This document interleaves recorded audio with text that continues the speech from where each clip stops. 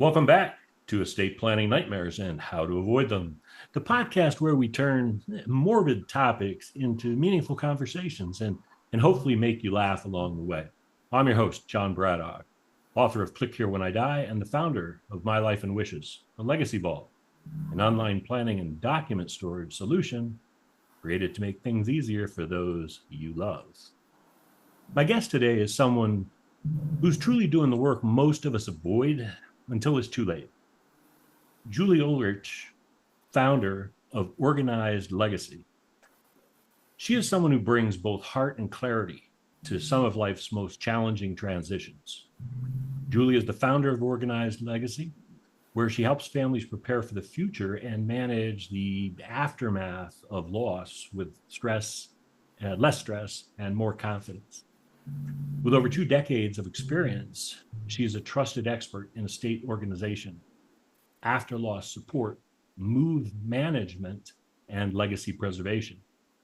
Her work is rooted in both personal and professional experience. Having navigated the loss of both of her parents, Julie understands the emotional and, shall we say, logistical overwhelm that families face, and she's made it her personal mission to make those moments less chaotic, more compassionate, and far, far more organized. Julie has developed thoughtful tools like the WYNKfile, which we'll talk about a little bit later, to help people get their affairs in order before the crisis. And she also leads Legacy Lounge, a guided co-working community that makes the important work of legacy planning feel doable. In addition to her client work, Julie serves as chair of the Chesapeake Task Force on Aging, is a board member of Meals on Wheels of Chesapeake, and is the founder of Silver Tree Seniors, a nonprofit committed to supporting low-income seniors. So grab a pen, your coffee, or something stronger, and let's dive into a conversation that will help you feel more prepared, more peaceful, and a whole lot less panicked. Julie, welcome to the show. Thanks, John. Quite an intro. I would like to take you on the road with me. Nice Oh, intro. well, Thank you. oh, you're welcome. Well, with all your experience, I had to, I could have talked for another 10 minutes. You did great. Great. Well, let's just jump right in. Julie, you didn't wake up at age 7 saying, I want to be an after loss support specialist. So can you tell us what led to your work in this field? I did not. In fact, when I was 7, I think I wanted to be a veterinarian. So yeah, that's completely the opposite. I kind of just, you can plan all you want, but life kind of takes us in certain ways. And this is where I am today. And I know this is where I'm supposed to be, but it was never what I planned. I was a retail buyer back in 2000, early 2000s, and there was a company acquisition. My company was bought. I lost my job, long story short. And so I started a business, a personal concierge and lifestyle management company. I had, I was a busy mom working. I was traveling a lot, trying to keep up with my two young boys. And so I said, I'm going to start something to help people just manage the craziness of life, right? Because I knew I was having such a hard time with that. But anyway, that's where we started. And it morphed into something completely different over the years. But I think a lot of that has to do with just, as I'm a lot older, right? I'm 23 years older than I was back then, and gone through a lot of life changes myself. My 2 sons ended up, becoming amazing human beings and moving out on their own, and I lost both of my parents. I had lost my mom in 2012 and my dad in 2016. And so just more and more, I found myself just drawn towards working with older adults and their families, their adult children. Just like I know exactly what what you go through, keeping, trying to take care of your parents. And so that was the direction I went. I wanted to help with, those times of transition. I mean, when I lost my dad, it was 2,500 miles away, and I'm trying to manage cleaning out his home. All of that. I was the executor of the estate, handling all of that, and I knew it was so difficult. And I knew that that was really something that people need help with, because most people do it alone. And it's a full-time job on top of their full-time job, and managing their children a lot of times and their household. So yeah, that's how I ended up here. Wow, very interesting. Yeah, especially when the parents are further away. To our listeners, this is our first show back. Usually we have 3 or 4 a month. It's our first one back since late June. Julie and I were going to be on. I unexpectedly ended up in Florida, again, 2,000 miles away, helping my parents with some logistical issues, adjusting into to a new environment, at least temporarily. And it's a lot of work, but I can't imagine going through the process of when you've lost them, having to go back and dig through the house and organize things, and what stays and what goes and what gets sold. Uh, and then if you Yeah. have siblings, was there another element to that? Yes, yeah, that too. Yep, my sister and I were going through everything together. Yep, adds a whole other element. But you know, you think about that. It's hard even when you're not grieving. To go through and clear out a home if somebody's moving. Moving is like one of the top stressors. So essentially, that's what you're doing, but you're grieving at the same time, and it is something. My parents, my mom was like this crazy shopper. She, shopped and brought everything in, and my dad didn't get rid of anything. So we had just, there was so much stuff. And, looking back now, because I'm much smarter and I'm, do what I do today, but looking back, probably when I was maybe early 30s, my mom was looking at this 55 plus gated community, and her and my dad were going to move. And they looked at it. They took us over to see it. It was great. And then they never moved. Like, it just, today I know exactly why. Back then, it just didn't occur to me. It's because they had so much stuff that the thought of even beginning to tackle that was overwhelming. So they both, died living in that house. Wow. Yeah, when Michelle's father had died, and then when her mom transitioned into assisted living, they'd been in the house for, gosh, 40 some odd years. And I, I'm pretty sure they never threw anything away. I mean, that's how much stuff was just saved, and the basement was just full of boxes and bags. And you're going through this stuff and we're saying, why would you have even kept these things? These are things that, I would have just tossed. You know, I'm totally different. I'm one of those people that if I haven't used this thing for a little while, I throw it away. Of course, then a year later, I say, I really could use that right now. And then I have to go buy another one. Well, sometimes that's worth it. It's worth it. But yeah, Exactly. come around with me for a day or two, and you'll definitely not hold on to things. So on your website at organizedlegacy.com, your website lists the services, planning ahead, declutter, move management, property inventory, after loss support, legacy touch points. How do these elements all tie together into like holistic legacy planning? So, I always try to coach my clients that the more preparation we can do, the better off their family's going to be someday. So, by handling all these things, and of course, there's always in the room that says, well, I don't care, I'm not going to be there. I did a presentation last week to a group of women, and there was one saying, well, it's not going to be my problem. But, it is such a gift to be able to give your family a roadmap.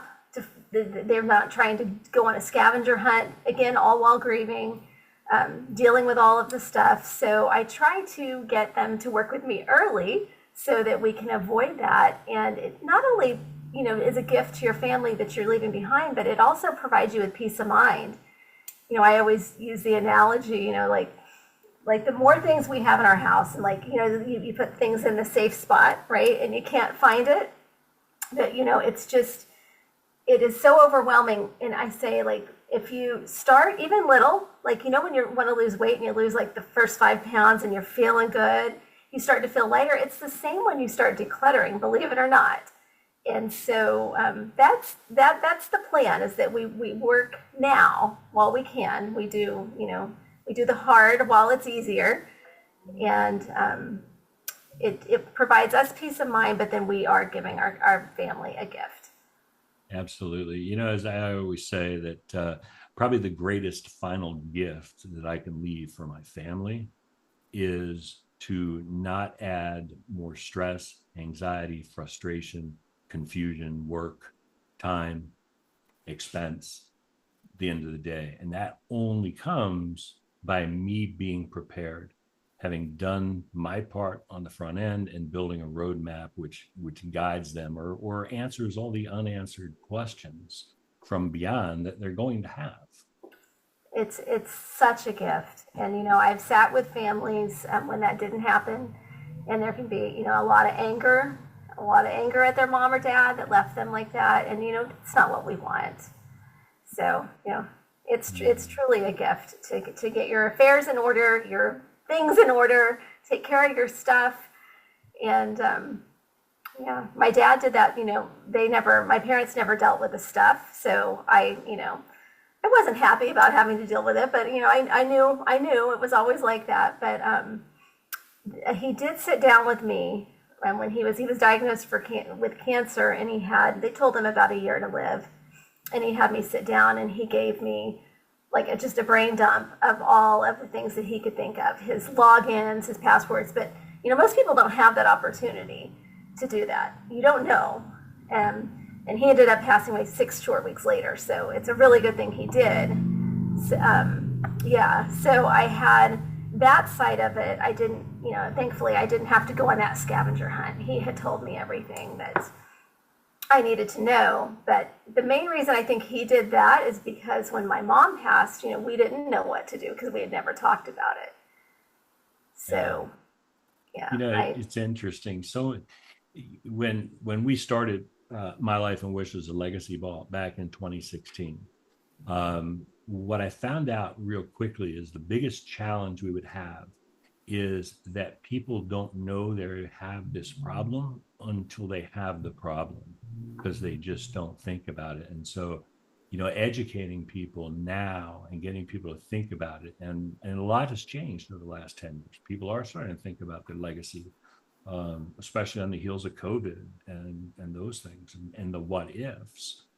But when's a good time to start? I mean, I'm in my early 60s. We've moved a few times.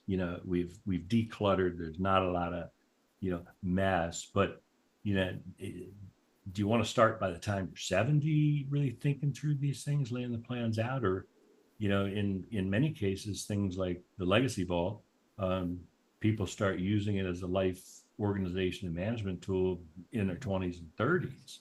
Because yes, it's never too early, ever. I think the earlier the better. Yeah. Don't you? Oh, absolutely. I mean, the thing is, we all think we have time, but do we? Your dad thought he'd have a year, and he got 6 weeks. And fortunately, you got to get together with him. But as I always say, I mean, death is not just for old people. No. My mom, when she died, she was only 68, and it was unexpected. We didn't have any, So you don't know. I say it's never, ever, ever too early. And I also think this is something, because I do come across a lot of, people don't want to talk about this, right? They don't want to talk about the end of life. I find the older people get, the harder it is to talk about. As well, which, so the earlier we start, the more we just make it, it's normal. This is just normal part. We plan for everything. We plan for, babies to be born, for weddings. We plan college. We plan all these things. Why don't we plan for our end of our life? Exactly. I call that out in my book when I talk about that people by nature, we're planning, right? Like you say, we plan for the birth of a child, plan to send them to college, we plan the weddings, we plan our retirement. I mean, heck, I'm at my office and I'm trying to think what we're going to have for dinner tonight, because I need to stop at the grocery store on the way home, and there's 2 routes I can go, and which is going to be the fastest when I want to go. But again, it's like you say, the one thing, they say death and taxes, right? Well, there are some people who don't pay their taxes. So there's only one absolute, and Yeah. that's death. And so, why, I'm not going to be the first one. So that's why I talk about it. And, you have to have a little bit of a sense of humor about it, right? Absolutely. A friend of mine, she's a death doula, and we were just talking about that the other day. Is that if we didn't have our sense of humor, we couldn't get through this. Right.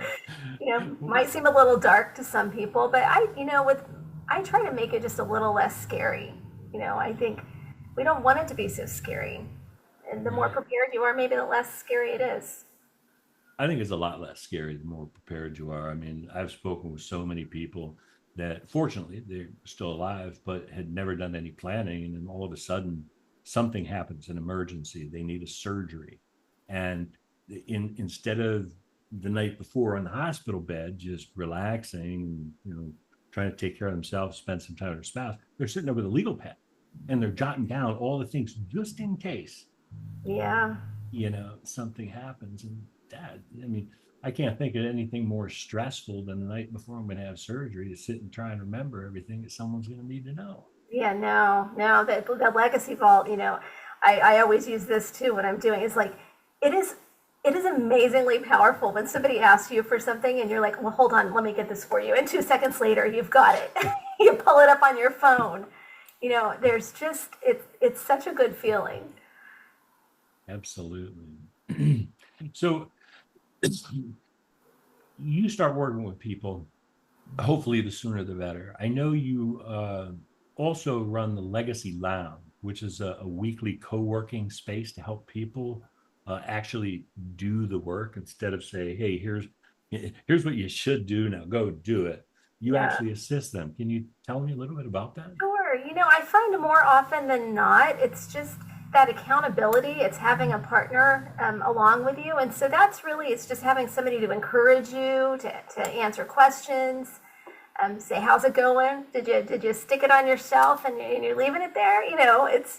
It's just a way to keep it going. I find even with my clients when we're decluttering, a lot of times it's just, they're amazed at what we can do when we do it together. Because when they're there, they get in their own heads, they get, distracted. And so if we're there, that's just some focused time to work on what's important. Also just to provide support, again, adult children that, have never downsized mom before. And it is a very emotional time. So, we tackle all those things, Yeah. all those fun transitions that happen later in life. Yeah, decluttering sounds simple until you're staring at a garage full of tools, 32 expired spice jars in the kitchen cabinet, But a they're still box. good. Yeah. There's nothing wrong with them. They're good yet. The Yeah. box is marked mom stuff, do not touch. How do you help families move through the emotional, landmines of letting go? Like what's your process when helping someone clear out? Yeah, well, interestingly enough, and not surprising really, is that as a neutral party, I can have an adult daughter look at me and say, I told my mom to do that, and I don't tell, I just gently suggest and guide, but it's different when it's me and I'm not the child. But we do have to go through, a lot of different, ask ourselves some questions, and sometimes we have to make some hard decisions. Um, and I think that when you're downsizing, the space is the space, right? That this is the space we have. And so planning is super important.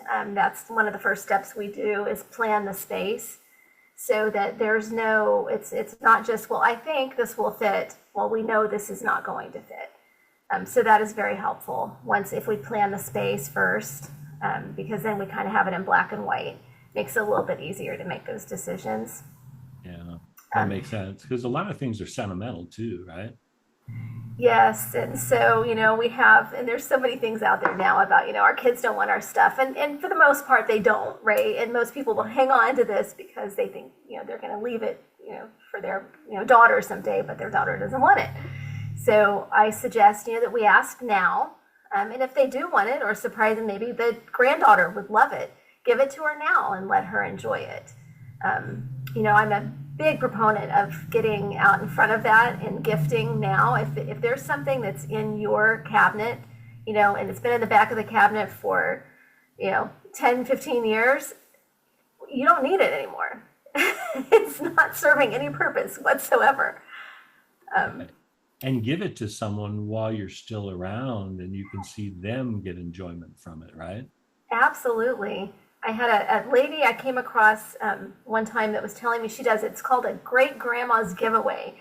She does every year, and her grandma's great giveaway, and she has all of her, like her children, her grandkids, and I think even maybe some friends come over, and she's put everything out that she no longer wants and lets them, shop from it. Like, what a great way to get rid of things. That's a great idea. I mean, far too often, you hear the stories, and if things aren't given and they aren't clearly spelled out, mom promised the china to both the girls, and I guarantee you they're both going to fight over it. And the last thing we want is that to happen, right? But you hear the stories of grandma just saying, well, just put a sticky note on whatever it is you want in the house, and after I'm gone it'll be yours, right? And it's not the best way to go about it, I don't think. No, we try when we're tackling that, we take it a step further and we do an actual inventory and document what the plans are of where we want XYZ to go. So whether that's a family member or a charity, or sell it and put it in the estate, so a lot of times we'll do some pre-planning like that, and that avoids the fights at the end of the day, because there will be fights. There's no doubt. Absolutely. Sticky note is a good start, but it's they can fall off and and be moved, and not a good long-term plan. No, as I always say, I mean, Michelle and I have 6 children between us, and when the kids are growing up, no one could agree on what to have for dinner, what movie to go to. So if I think they're going to agree on who gets what after I'm gone, I'm sadly mistaken. Yeah, unfortunately, and especially too, even though maybe another can, but you never know what's going to happen, right? When the emotions are high and they're grieving, and somebody misunderstood someone, and we don't want to set up our families to be in that situation. Yeah, and essentially, I know you're not an attorney, but when you get that inventory done and assign those things, an attorney can make that legal document, which is known as a personal property memorandum.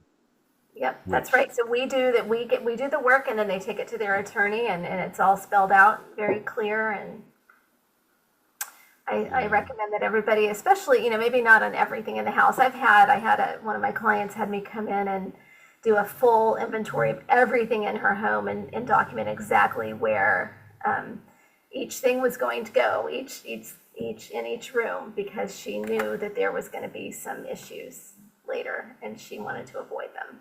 So yeah, plan ahead.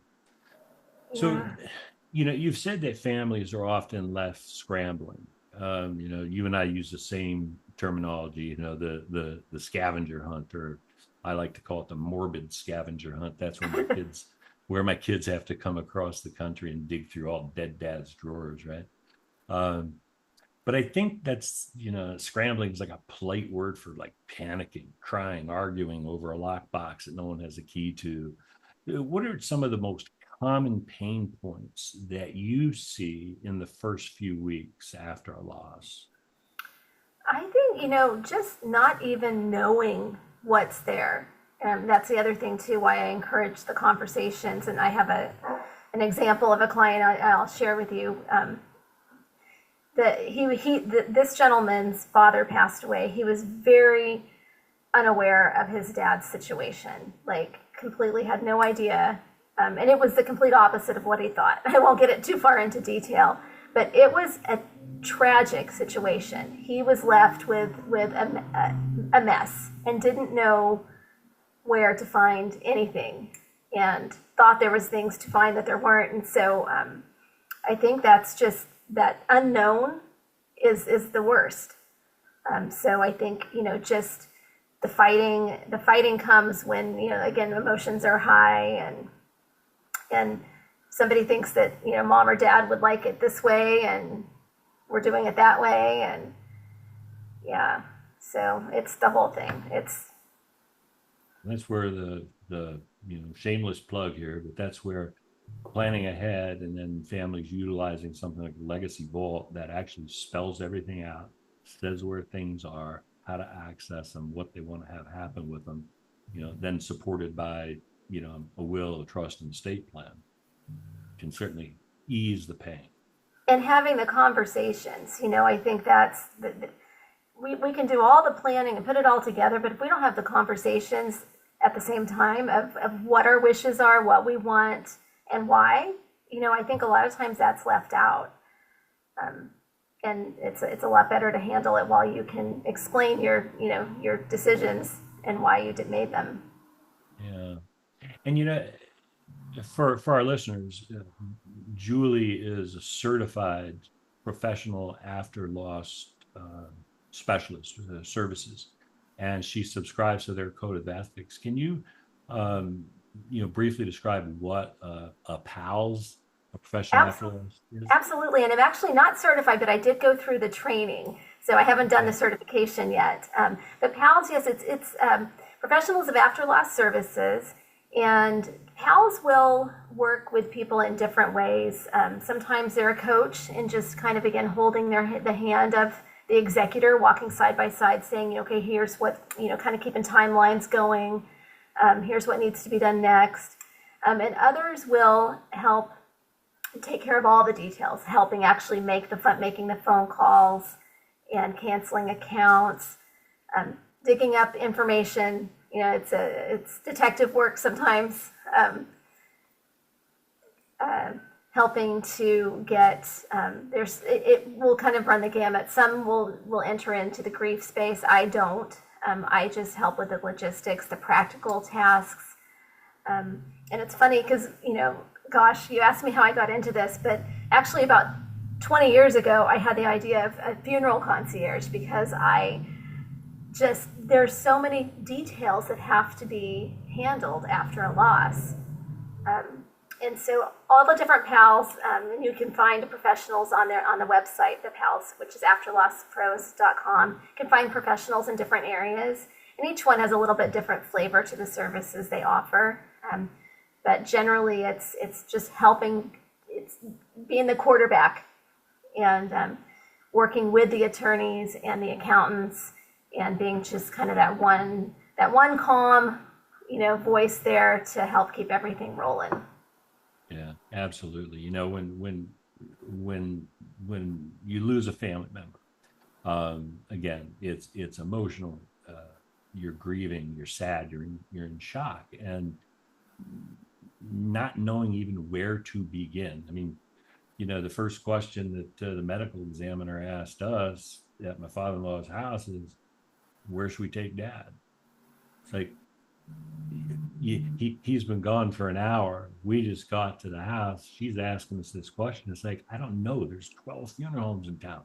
Who do you recommend? Right? And then, like you say, well, geez, we're going to have to go to the funeral home. We're going to have to plan the service. Are we going to have, lunch after? Are we going to do this? Are we going to do that?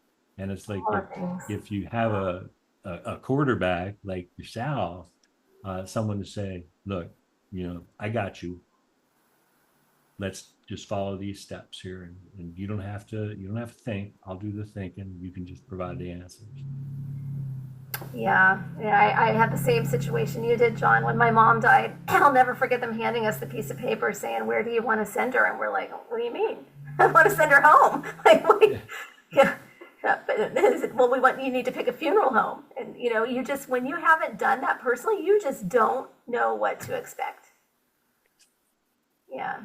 So I think that after loss services are becoming, and the more, like we were saying too, the more that people are talking about end of life and planning ahead, I think the more it will be built into their estate plans, to have somebody to help them to take care of all of the logistics that are happen after.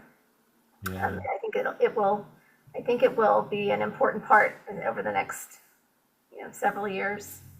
Yeah, absolutely. So, Tell me about your Wink file, um, and how you use that, and the Legacy Vault, and then also Legacy Lounge. What does that look like if I join Legacy Lounge? Sure. Well, so WYNKfile is just my collection. It's what you need to know file. It's just my collection of forms to collect the information, and to go through and what are our recurring bills, just kind of a place to collect it all, and then we upload those into Legacy Vault. It's kind of just a collection form, and then it's a fillable PDF, and we cover 9 different areas of life, everything. So it's along the lines of Legacy Vault, but it's just paper. Not so handy. You can't reach it. You can't get it from anywhere, but it's a good collection tool to use in tandem with Legacy Vault. And then Great Legacy first Vault, step. Absolutely. yeah, that's kind of how I use it with my clients for the most part, is that we're using it to collect, and then we will use Legacy Vault so that they have the bells and whistles of being able to share it with, their loved ones, or have a co-owner on the account. So I think that is such an awesome thing. So yeah, we use them in tandem. And then Legacy Lounge is just where we provide the support. So anybody that purchases a WYNKfile or a Legacy Vault, it comes along with my support. So yeah, we do with the Legacy Vault a year of Legacy Lounge, and with WYNKfile 3. So again, I think the support part is so important to help make sure that it gets done. I love that accountability, because so many people, well, everyone knows they need to do this. And a lot of people will take the first step and they'll say, all right, get a Legacy Vault. But then all of a sudden they feel like, well, now I got to log in and it's going to be overwhelming and daunting and da da da da. Well, not in your case, because you provide the support and help them get started and show them just how easy it is. Right. I've seen too many times as a professional organizer, you can imagine being in homes. I have seen way too many workbooks that were bought and left on a shelf and never done. And all of these, I want to do this, but never do them. And so it's very important to me that it actually gets done. I love your compassion, and and the fact that you do it so well, and such a great smile on your face. Thanks. Um, Gotta try to make it not so doom and gloom, right? exactly. As my kids always say, like, Dad, all you do is talk about death and estate planning and that kind of stuff. I mean, how do you do that? It's like, with a smile on my face, because at the end of the day, my goal is to help 1 million families not go through what we went through. And it's organizations like yours, it's the estate planning attorneys out there, the certified document preparers that are helping families, uh, you know, get through at the end without the fights and confusion and all the added expense. And like we said, we always have to remind everybody too that it's not just for end of life. I promise. I always tell people, I promise you, you will be so happy that you got your things, your affairs in order for yourself. It is just so important. And I'll just, even like with something like for medical information, right? Like if you don't have a list of your medications and you don't have, so those are all things that I collect too, because what happens if you can't take care of yourself or the dog? Right? Forget the dog. Yeah, he got up and walked out a minute or two. Yeah. He did, but if something happened to me, you would not know that Sherman needs to get 2 chicken planks after he eats his dinner, or he will not leave you alone. It's so true. I mean, incapacity. I mean, yeah, the thing is probably worse than death is incapacity, where you don't know anything. And for those that have pets, I mean, most people don't have a pet trust that spells something out. And so, what family needs to know is if I'm incapacitated or if I die, but who do I want to come in and take care of that pet? But then they're also going to need to know what their temperament issues might be. Like if they don't get the treats after dinner, I might soil the rug, and You know, are there behavior issues bad around small children? Who's the veterinarian? Are there medications? What's the dosage and schedule? And All things we carry around in our head. There are so many things that we just don't even think about because it's just we carry around in our head. It's second nature to us. But, there's things I think of that my husband does that if something happened to him, would I know? And vice versa. yeah, absolutely. So see, as we start to wind down here, um, is there anything that I didn't ask you that you would like to add, or did we cover everything? I think we kind of covered the gamut. I can't think of anything that you left out. We talked about all the fun life transitions later in life. Right, right. So if someone's listening right now and you're thinking, I really should get things in order, but I'll wait until, go ahead and insert your excuse here. What's the lowest barrier? There's no pressure. First step, I mean, take it today, think these things through. So, Julie, how can listeners connect with you? Get your free checklist, join Legacy Lounge, gain access to the vault or your Wink files? Yep, at organizedlegacy.com. Or email hello@organizedlegacy.com. And I have lots of free checklists available, and I have an after loss guide, a free after loss guide that goes through all the steps after a loss. I'm happy to share. Awesome. Awesome. And so, organizedlegacy.com. And for our listeners, I'm going to make it super easy. I've included all of Julie's contact information below in the show notes. Julie, thank you so much for helping us see legacy work as living acts of love. Oh, thank you, John. I really enjoyed talking with you. It's always my pleasure. And again, listeners, if you've gotten value from this, hey, give us a thumbs up. We love those. Hit the subscribe button and share this with someone who needs to hear it. Don't wait until it's too late, because remember, your life is your legacy. So plan ahead and make it a great day.